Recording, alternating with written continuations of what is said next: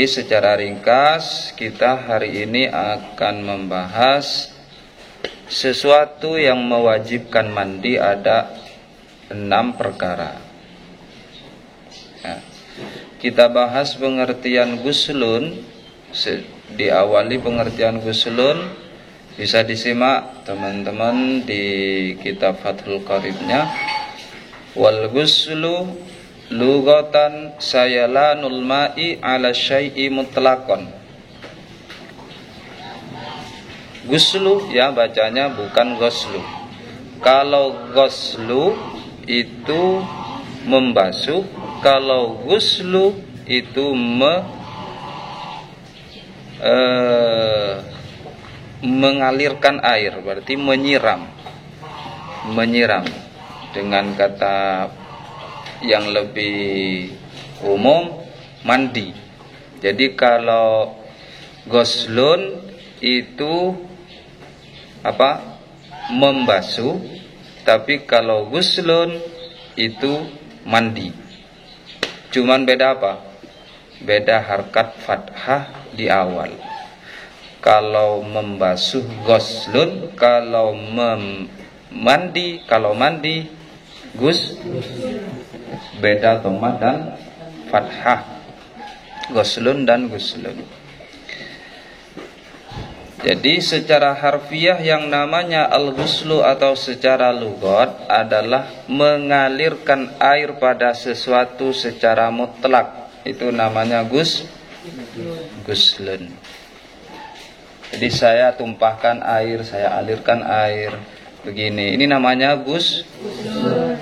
Itu secara harfiah, secara lughat. Kemudian ada pengertian guslun secara syar'i.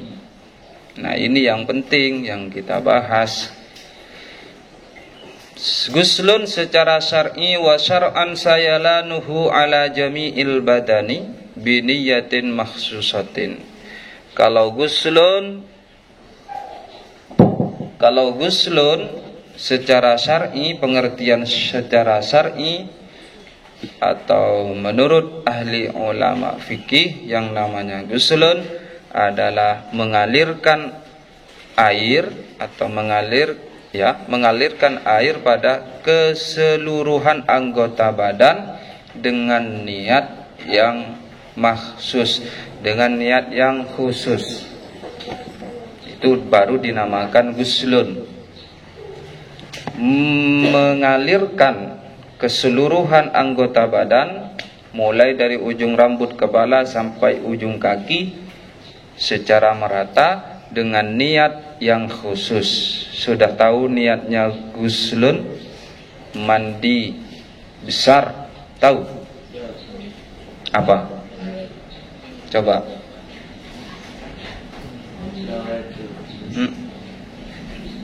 Ayo.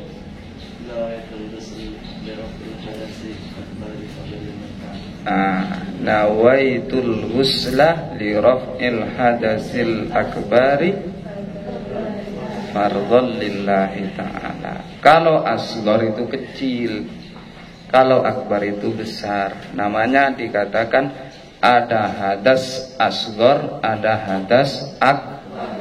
Kalau hadas asghar itu sesuatu yang berkaitan dengan wudu, seperti kentut, kencing, menyentuh. Itu menyentuh lawan jenis yang bukan mahramnya. Kayak kemarin pembahasan itu namanya hadas kecil. Kalau hadas besar, disinilah kita bahas sekarang ini.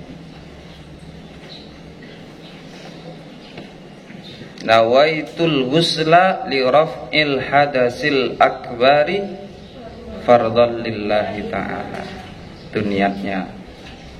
Saya niat mandi untuk menghilangkan hadas besar, fardhu karena Allah Ta'ala. Itu niatnya ya. Harus tahu, sudah ya, bagian yang besar-besar ini mesti mengalami hadas besar. Kalau yang kecil-kecil kayak yang di depan ini, nah, yang di bawah ada masih umur 5 tahun, 6 tahun itu belum. Tapi kalau sudah mencapai usia 9 tahun bagi yang cewek, terus yang cowok sudah 15 tahun, ini mesti mengalami begini.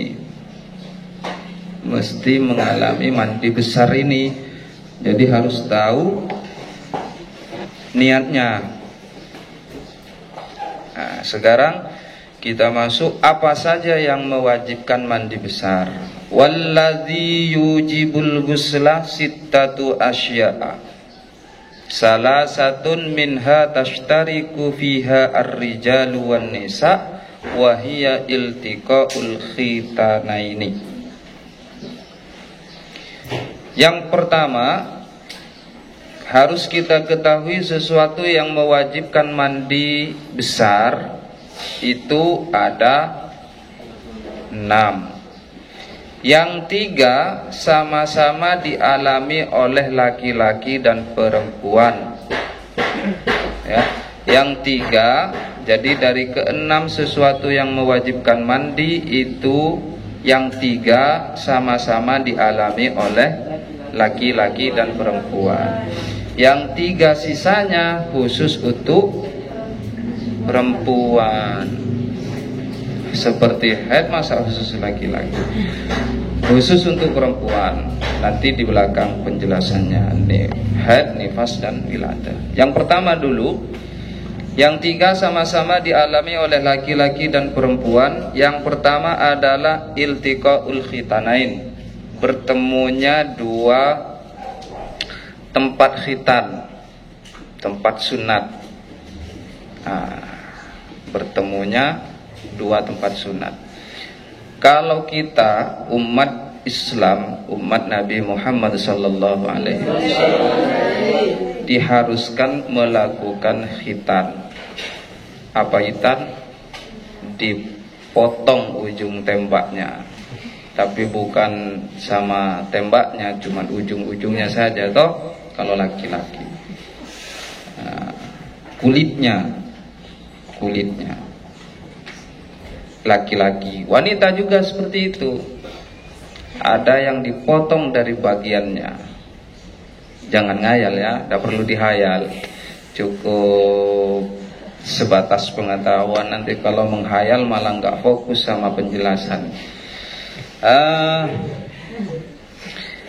Iltiqaul khitanain, 2 tempat khitan. Jadi kalau ini 2 bertemu, laki-laki dan perempuan bertemu. Kalau laki-laki sama laki-laki bertemu enggak. Tapi laki-laki dan perempuan bertemu.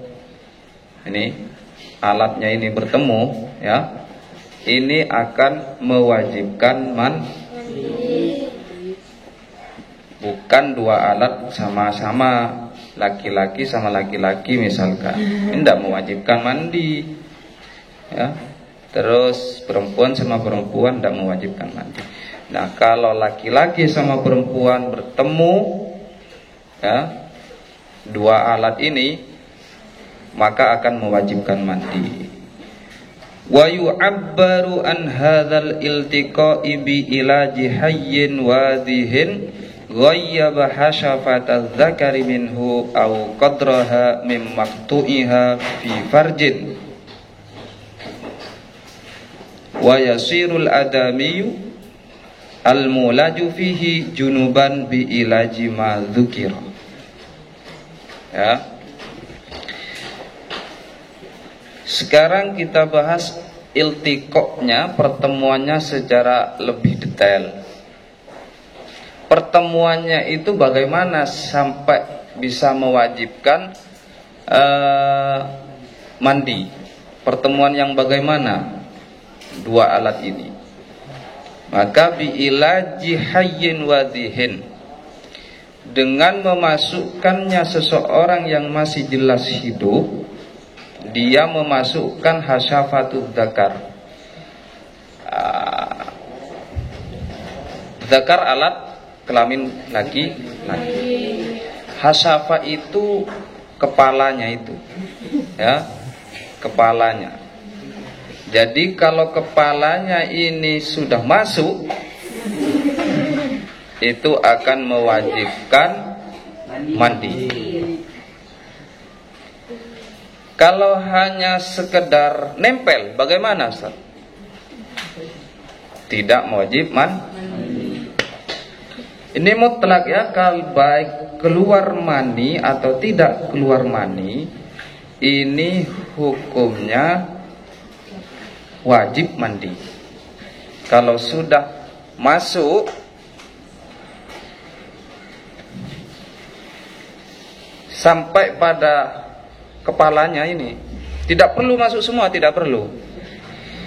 Yang penting kepala sudah masuk, sudah tenggelam nih istilahnya toh. Nah, maka wajib mandi.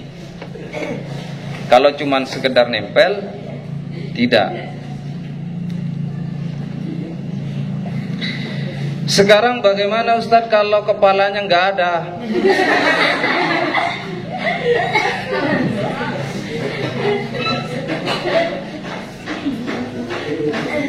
Entah itu bawaan dari lahir, entah itu karena kecelakaan, entah itu karena dianiaya, ada orang yang memotongnya misalkan. Nah, itu bagaimana? Nah,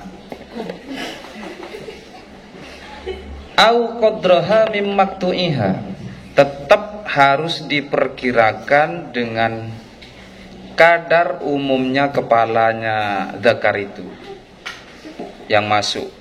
Contoh ya, ini contoh, jangan ngayal, tidak boleh. Ya, memang berimajinasi itu penting supaya bisa paham, tapi jangan terlalu diimajinasikan, jangan. Biasa aja, biasa. Jadi ini saya gambarkan.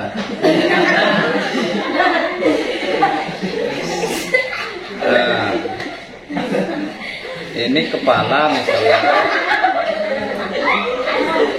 Ya, ke sini aja. Supaya jelas. Tadi urusan kepala yang masih normal ada, maka setelah masuk sampai di sini hukumnya akan wajib mandi. Kalau sekarang adik-adik mungkin masih belum belum membutuhkan ilmu ini, tapi di masa yang akan datang karena semuanya akan menikah, ya enggak? Nah, makanya penting. Nah, sekarang yang terpotong tidak ada kepalanya nih.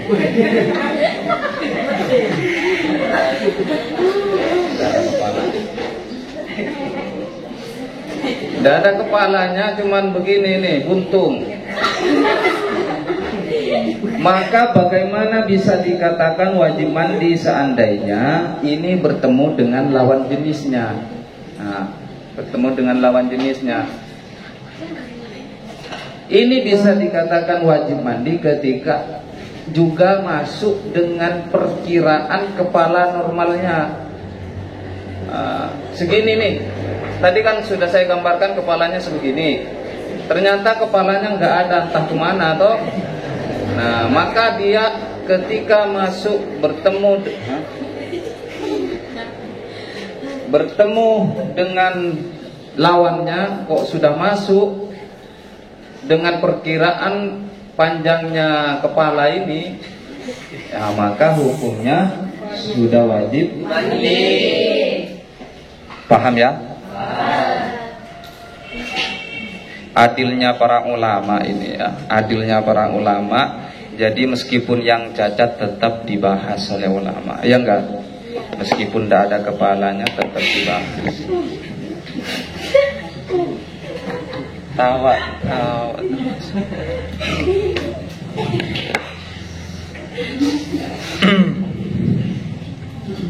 Coba ulama tidak adil, ya enggak dibahas, ditinggalkan yang cacat. Sementara ini akan berlaku pada semua umat Nabi Muhammad sallallahu alaihi wasallam. Kemudian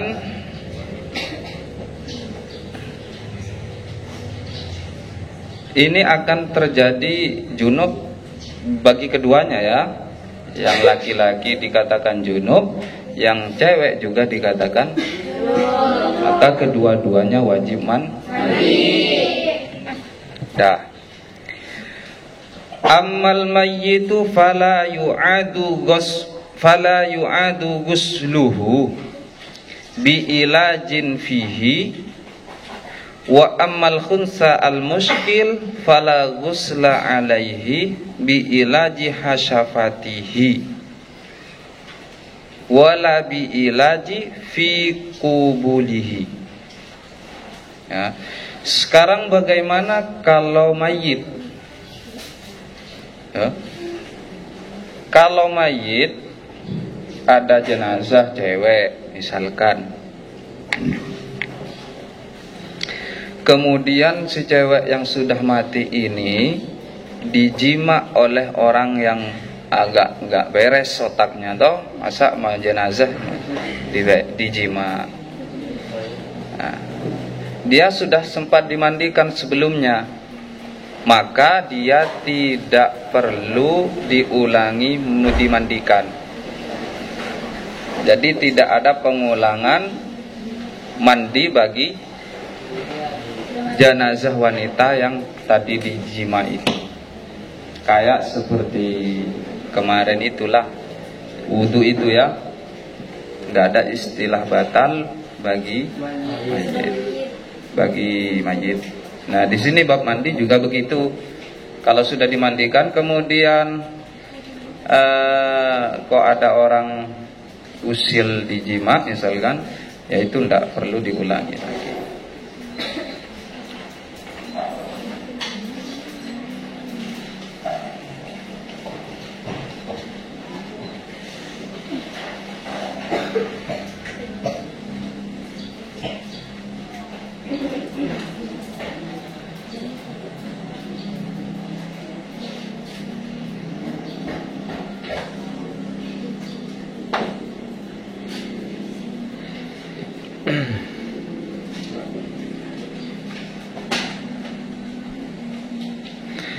Berikutnya wa ammal khunsa, bagi wanita apa ini? Khunsa muskil itu seperti yang kita jelaskan kemarin. Masih ingat enggak? Khunsa muskil ingat enggak? Yang perempuan. Ya, khunsa muskil itu seseorang yang memiliki dua alat kelamin. Itu khunsa muskil. Namanya khunsa muskil. Seseorang yang memiliki dua alat kelamin, punya alat laki-laki, punya alat perempuan. Fala ghusla alaihi bi ilaji hasyafatihi, maka dia tidak wajib mandi dengan sebab dia memasukkan hasyafah. Wala bi ilaji fi kubudihi, dan juga tidak wajib mandi dengan sebab dimasuki.